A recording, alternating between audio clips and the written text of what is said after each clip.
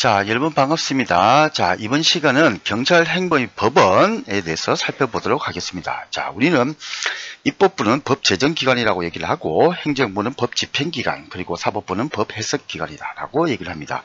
자, 그럼 이런 게 이제 무엇이냐면 법을 만드니까 제정기관을 이해하기 쉽고 법집행기관과 법해석기관, 자, 이거는 이렇게 이해를 하시면 쉽습니다.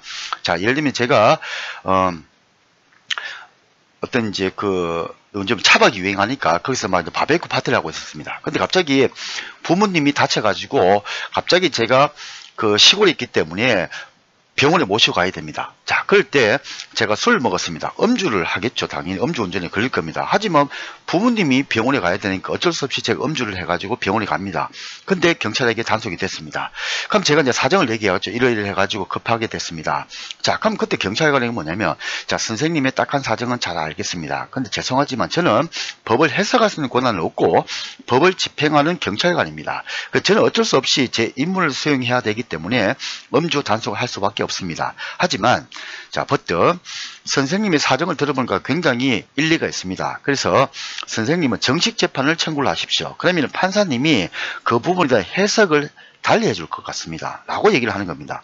그래서 제가 정식 재판을 청구를 했더니 판사도 들어보니까 일리가 있지 않습니까? 그죠? 그래서 이거는 뭐 정당방위도 되고 정당행위도 될 수 있다. 이렇게 해가지고 제가 무죄가 됩니다. 그럼 이렇게 할 때 법을 해석을 누가 하느냐는 사법부의 권한이다 라고 얘기를 합니다. 자, 이제 입법부에서 도로교통법을 제정을 했습니다. 자, 그랬는데 문제가 발생합니다. 자, 어떤 문제가 발생하냐면 음주운전은 단속이 있어가지고 0.03으로 할 것이냐 0.05로 할 것이냐 아니면 0.1로 할 것이냐 여기에 따라 가지고 정말 단속이 되기도 하고 안 되기도 하고 완전 극과 극으로 나뉩니다. 그죠? 자, 지금 같은 경우에 제가 만약에 버스 기사다, 택시 기사다. 근데 만약에 면허가 정지가 되고 면허 취소가 된다고 생각을 해보십시오. 직장을 잃는 겁니다. 타격이 엄청 크죠? 자, 그런데 국회의원은 그런 실무상의 디테일한 내용까지는 모릅니다. 그래서 도로교통법이 있어가지고 음주 단속에 대한 규정만 크게 포괄적으로 만듭니다. 그럼 나머지는 행정부 너희들이 전문가니까 너희들이 디테일한 부분을 세부적으로 입법을 해라. 그것이 뭐냐면 행정입법이다 라고 얘기를 합니다. 그래서 반드시 법률의 위임을 받아가지고 법을 만들어도 그 범위, 테두리, 울타리를 벗어나면 안 되겠죠. 자, 그래서 행정입법은 행정권에 근거를 하고 있다라는 것을 좀 기억을 하면 좋습니다. 자, 그럼 이런 이제 행정입법에 크게 봤을 때 법규명령이 있고 행정규칙이 있다라고 얘기를 합니다. 법규명령은 대외적 구속력이 있고 그리고 대내적인 구속력도 가지고 있다. 즉 국민에게도 영향을 미치고 또 경찰관에게도 영향을 미친다. 이렇게 이해를 하시면 됩니다. 여기는 대통령령, 총리령, 불령이 있다. 근데 대통령령은 시행령의 모습으로 나타나게 된다. 즉 도로교통법 시행령, 그리고 총리령, 불령은 일반적으로 시행규칙이다. 그래서 우리는 불령으로 많이 나오겠죠. 행정안전불령, 그죠? 그래서 도로교통법 시행규칙이 만들어진다, 그죠? 자, 그럼 이렇게 이제 구별했으니까 이제 이런 대통령령, 총리령, 불령, 그죠? 자, 이것이 어떤 경우에 위임명령의 형태로 나타나기도 하고 집행명령의 형태로 나타나기도 한다는 겁니다. 자, 그러면 예를 들어서 도로교통법 제13조에 전용 차로로 통행할 수 있는 차라고 해가지고 자세한 사항은 대통령령으로 정한다 이렇게 되어 있습니다. 그러니까 결국에는 법은 두리뭉실하게 큰 틀에서만 정해놓은 거죠. 나머지 디테일한 부분은 대통령령으로 정한다 이렇게 되어 있는 겁니다. 이런 게 뭐냐면 법의 위임을 받아가지고 만들어진 행정입법이다. 그게 이제 위임명령이다 라고 얘기를 합니다. 근데 아주 세부적이고 구체적으로 또 그 법의 권한을 받아가지고 또 행정입법이 만들어질 수도 있습니다. 그걸 우리는 집행명령이다 라고 얘기를 합니다. 자, 그래서 이제 이런 위임명령과 집행명령을 다시 우리 행정부에 오게 되면 크게 봤을 때 행정명령이다 뭐 이렇게 얘기를 합니다. 근데 우리 경찰과 관련되면 이걸 경찰명령이다 라고 얘기를 하겠죠. 그래서 행정명령은 방금처럼 시행령, 시행규칙 이런 모습으로 많이 나오기 때문에 일반적이고 추상적이다. 그죠? 그래서 특정인이 아니고 일반인에 대해 가지고 규정을 하고 있다. 그래서 행정소송의 대상이 되지 못한다. 자, 요거는 또 무슨 말이냐면, 예를 들어서 제가 미국에 살다 왔는데, 미국에서는 이런 음주 단속이 있어가지고 0.05더라는 거예요. 근데 우리나라가 0.03을 하고 있다는 거죠. 그래서 이 법 자체가 잘못됐다. 내용이 잘못됐다. 그래서 이 내용을 가지고 행정소송을 할 수 있느냐? 결론적으로 얘기하면 못한다는 겁니다. 이게. 그럼 이제 언제 소송 제기할 수 있느냐? 제가 이른바 바로 당사자가 돼야 됩니다. 당사자 적격이라 그러는데, 예를 들어 가지고 제가 음주를 했다. 그러면 경찰관이 더 해가지고 제가 단속이 됩니다. 그래서 예를 들면 제가 0.05 이상이 되었다. 그럼 운전면허 정지가 되겠죠. 근데 제가 봤을 때는 이 0.05라는 것이 기계에 착오가 있을 수가 있다. 이게 기계가 언제 거냐? 기계가 뭐 한 10년 된 거다. 그럼 당연히 기계에 착오가 있을 수 있기 때문에 이거는 문제가 된다. 이렇게 해가지고 제가 행정소송을 제기할 수가 있다라고 얘기를 하는 겁니다. 또 좀 전에 봤던 것처럼 아주 불가피한 사안이었다. 그럼 그럴 때 행정소송을 제기한다. 그래서 이렇게 개별적이고 구체적이고 특정인이 오길 낼 때 그건 행정처분을 부과받았다라고 얘기를 하고, 우리 경찰하고 관련될 때는 경찰처분을 받았다라고 얘기를 합니다. 자, 이제 행정규칙 훈령인데 대내적인 구속력이 있다라고 얘기를 합니다. 이거는 다음에 행정규칙은 중요하기 때문에, 훈령은 중요하기 때문에 자세하게 보게 될 겁니다. 자, 이제 우리는 경찰기관을 잘 이해해야 됩니다. 자, 경찰기관을 이해하는 게 굉장히 중요합니다. 왜냐하면 다음에 하게 되는 훈련과 직무명령, 또 위임과 대리, 이 부분이 있어가지고 도대체 관청이 뭔지, 보조기관이 뭔지를 잘 알아야 됩니다. 자, 그래서 우리는 관청이라고 했을 때는 지금 현재 경찰청장, 지방청장, 경찰서장을 관청이다라고 얘기를 하고, 관청은 뭐냐 했을 때 자기의 행정의사를 자기 이름으로 대외적으로 유효하게 표현할 수 있는 기관이다라고 얘기를 합니다. 보조기관은 당연히 자기 이름으로 대외적으로 유효한 의사표시를 할 수 없는 기관이다라고 얘기합니다. 그 차장, 국장, 과장, 계장, 지구대장도 보조기관이다. 쉽게 말해 우리나라는 독일법의 개수를 받았습니다. 그래서 독일법이 일본에 갔고 또 일본의 법체계가 우리나라에 그대로 왔습니다. 그래서 우리나라는 이른바 관청주의입니다. 그래서 관청이라는 건 뭐냐면, 예를 들면 제가 경찰청장이다. 그러면 고속도로에 대한 속도 규제권자가 경찰청장입니다. 그래서 경부 고속도로를 정설했습니다. 과거에 4차선이 있는데 지금 8차선으로 만들었습니다. 자, 그러면 속도 제한을 하는데 과거에는 100km였는데 제가 120km를 하게 돼. 자동차 성능도 좋아지고 이렇게 해가지고, 자, 그럼 그렇게 할 때 대외적으로 유효한 의사표시를 경찰청장이 제 이름으로 한다는 거죠. 그게 뭐냐? 관청이다. 그럼 이렇게 관청이 됐을 때는 또 소송도 자기 이름으로 당합니다. 그래서 제가 만약에 사고 났다. 그럼 경찰청장이 속도를 갖다가 120km 올려가지고 내가 사고 났다. 다른 차가 막 이렇게 과속하는 것 때문에 내가 다쳤기 때문에. 그래서 경찰청장을 상대로 소송 제기를 하게 됩니다. 그럼 보조기관은 어떻게 하느냐? 자기 이름으로 소송 제기를 당하지 않습니다. 도와주는 겁니다. 스텝이라 보시면 됩니다. 그래서 보조기관 안에는 또 보좌기관도 있다. 뭐 이렇게도 얘기를 합니다. 그런데 어떻게 됐든 차장, 국장, 과장, 계장 이게 다 보조기관이다 라고 얘기를 합니다. 그리고 우리 경찰은 이제 심의 의결기관이 있는데 경찰위원회다. 그리고 자문기관이 있는데 치안행정협의회다.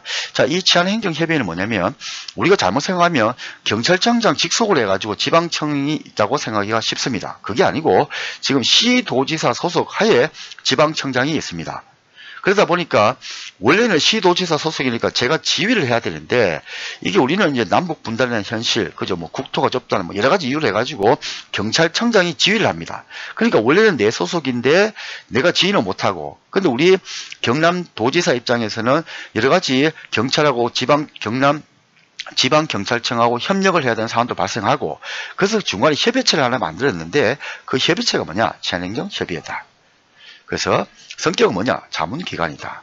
자, 이제 법집행기관은 순경부터 치안총감인 경찰관 모두가 법집행기관이다. 즉 Law Enforcement Agency다 라고 얘기를 합니다. 이게 이제 경찰기관이다. 그래서 경찰기관은 이렇게 하나, 둘, 셋, 넷, 5개가 있다 라고 봅니다. 그 중에서 제일 중요한 게 뭐냐? 관청과 보조기관을 잘 이해하는 것이다 라고 얘기를 합니다. 자, 그럼 이 관청의 일을 좀 더 자세히 한번 보겠습니다. 자, 우리 경찰은 지금 경찰청장이 1명, 지방청장이 18명, 그리고 경찰서장이 255명. 그렇게 해가지고 지금 우리 경찰이 한 11만 8천 명 되는데 약 12만 명이 있지만 관청은 300개가 되지 않습니다. 그래서 검사 같은 거 비교를 하면, 자, 검사는 헌법기관이 독자적인 관청이다 라고 얘기를 합니다. 그래서 정원이 2292명인데 검사 한 명이 모두 독자적인 관청이다 라고 얘기를 합니다. 자, 그럼 이때 가면 일반 사람들은 관청이 뭐냐라고 했을 때 건물이라고 일반 사람들은 생각을 합니다. 오늘 어디 가냐 했을 때 시청에 간다. 어디 가냐? 오늘 도청에 간다. 뭐 이렇게 얘기를 할 때 관청에 간다라고 표현을 합니다. 자, 근데 이게 만약에 관청이 일반인이 생각하는 것처럼 건물을 의미한다고 하면, 검사는 한 명 한 명이 독자적인 관청이라고 했으니까 2292개의 건물이 있어야 됩니다. 그 말이 맞다고 한다면. 자, 근데 그건 말이 안 되겠죠. 그죠? 그래서 결론적으로 얘기하면 여러분은 관청은 건물이 아니고 사람이다라고 기억을 하시면 됩니다. 그래서 예를 들어서 시청이나 도청, 경찰서, 지방청, 경찰청이 관청이 아니고 시장, 도지사, 경찰서장, 지방청장, 경찰청장이 관청이다라고 여러분이 기억을 하시면 됩니다. 자, 그럼 다시 이제 검사는 헌법기관이자 독자적인 관청. 자, 헌법기관은 뭐냐면 우리나라는 국가의 중요한 기관을 헌법에다가 다 명시를 해놨습니다. 그래서 대통령, 국무총리, 국회의원, 검사, 판사. 자, 그래서 자기들은 국회의원도 나는 헌법기관이다 라고 얘기를 합니다. 검사도 헌법기관, 판사도 헌법기관. 그럼 이 헌법기관의 말은 뭐냐면 가장 쉽게 얘기를 하시면 이렇게 보면 됩니다. 자, 예를 들어 가지고 국정원이 문제를 막 일으키고 있습니다. 자, 그러면 국민 여론이 국정원을 없애라 라고 합니다. 그러면 정부 조직법을 개정을 해가지고 국정원을 없애버리면 국정원이 사라져 버립니다. 왜냐? 법률에 규정되어 있는 법률기관이기 때문에 그렇습니다. 과거에 또 박근혜 정부 시절에 해양경찰청이 있었습니다. 근데 세월호 사태하고 뭐 문제가 되니까 갑자기 정부 조직법에서 해양경찰청을 삭제를 해버렸습니다. 그래서 해양경찰청이 한때 사라져 버렸습니다. 자, 이런 게 뭐냐면 법률기관이기 때문입니다. 그래서 우리 경찰청도 자, 국민 여론이 안 좋습니다. 경찰이 여러 가지 뭐 업무도 못하고 비리를 많이 저지르고 있다. 경찰 없애라. 그러면 정부 조직법을 개정해가지고 경찰청을 삭제시켜버리면 경찰관이 다 사라져버립니다. 자, 그런데 검사도 비난을 받습니다. 검사, 너무 나쁜 짓도 많이 하고 안 좋더라. 자, 검사를 없애라. 자, 그래서 정부 조직법에서 검찰청을 없앴습니다. 근데 검사는 사라지느냐? 안 사라집니다. 왜냐? 헌법이 규정되어 있습니다. 그래서 검사를 없애려고 하면 헌법 개정까지 가야 됩니다. 그게 이제 헌법기관이라는 얘기입니다. 자, 그 다음 이제 독자적인 관청은 좀 전에 얘기한 것처럼 자기의 행정의사를 자기 이름으로 외부에 유의하게 표현할 수 있는 기관이다라고 얘기를 합니다. 그래서 예를 들면 경찰하고 검찰하고 막 1대1로 다이다이 붙는다. 그러면 우리는 12만 명, 검사는 기껏해 뭐 한 3,000명이 안 되죠. 그러면 1대1로 붙어버리면 정말 한 줌밖에 안 됩니다. 그래서 우리가 후 하고 불어버리면 검사는 박살이 납니다. 자, 그런데 우리는 관청은 경찰은 300개밖에 안 되는데 300개도 안 되는데 검사는 무려 2292개의 관청이 있습니다. 즉 검사는 홍길동 검사다. 그럼 자기 이름으로 압수수색 영장, 그죠? 형 집행 자기 이름은 다 합니다. 대신에 책임도 자기가 집니다. 소송 제기도 홍길동 검사 이름으로 지게 됩니다. 근데 우리 경찰은 경찰청장과 지방청장과 경찰서장만이 관청입니다. 그래서 91년도 이전에는 경찰서장만이 관청이었습니다. 그래서 결론은 뭐냐면 경찰서에 있는 예를 들면 한 300명이 직원이 있다. 그러면 경찰서장 이름으로 대외적으로 유의한 의사표시가 일어납니다. 그래서 예를 들어 가지고 여러분이